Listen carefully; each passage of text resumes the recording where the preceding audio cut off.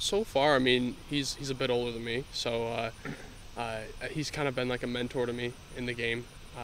He has like a little bit less football experience in total, but he knows a lot about punting, especially coming from like a rugby and an Australian background. So he's been able to teach me a lot about rolling out, how you're supposed to do that basically, because the end over end punt is pretty foreign to American punters. But he's been a huge help in just keeping me sane on the field and helping me figure out how to be a better punter. It's been pretty good mentorship though.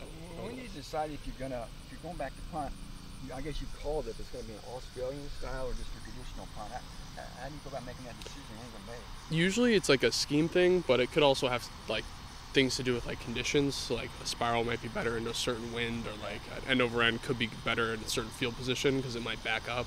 Or it's a lot of it's personal preference though. So if you're really feeling like his end over end ball, as we've seen, like is really good, and he can place it wherever he wants really, and so that's like what he does most of the time. And for me, we've been kind of bouncing between the two, and it's just kind of a game time decision. Most of the time, you have it predetermined before the game. So how's your golf game with Jack? All the specialists get out there and play. It's a fun time. I think we all got a lot better this summer. But it's pretty fun. We usually do like a 2v2, or we get a whole like 2v2v2, and it's a lot of fun. We're all pretty decent, I would say. Like we all get around the course pretty well. But yeah, it's definitely a good time. Favorite all-time punter?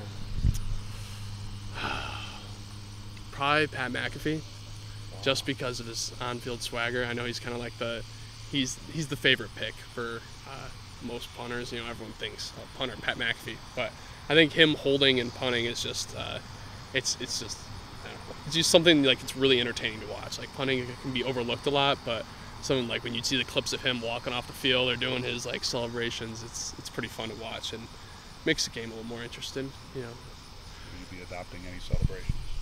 I hope so. That's to be determined. You talked about Jack just being a little bit of a mentor for you in terms of the fundamentals of certain types of punts, but in terms of just your football experience, how do you feel like you've helped him from his first year of football coming into the second?